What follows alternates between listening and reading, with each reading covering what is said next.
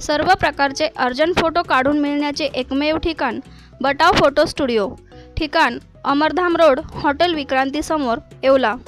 नाशिक छत्रपती संभाजीनगर महामार्गावरील निफाड येथील आचोळा नाला येथे खड्ड्यामध्ये कांद्याचा भरलेला ट्रॅक्टर पलटी झाल्याची घटना घडली होती। यामुळे कांदा उत्पादक शेतकऱ्यांचे मोठे नुकसान देखील झाले।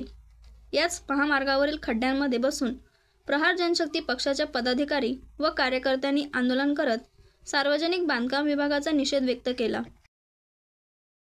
गेल्या अनेक वर्षापासून नाशिक संभाजी महामार्गावर खड्ड्यांचं मोठ्या प्रमाणात साम्राज्य निर्माण झालं आहे। वेळोवेळी प्रशासनाला निवेदन देऊन देखील या खड्ड्यांचा त्यांनी बंदोबस्त केलेला नाही। आज सकाळीच एक शेतकऱ्याचा कांद्याचा ट्रॅक्टर या ठिकाणी पलटी झाला आहे। अनेक कांद्याचं नुकसान देखील या ठिकाणी झालं आहे। प्रशासनाने एक खड्डे बुजवण्याऐवजी या खड्ड्यामध्ये काटे टाकून हा जो केविलवाना प्रयत्न केला आहे खड्डेपासून वाचवण्यासाठी, तर याचा पहिले आम्ही निषेध करतो।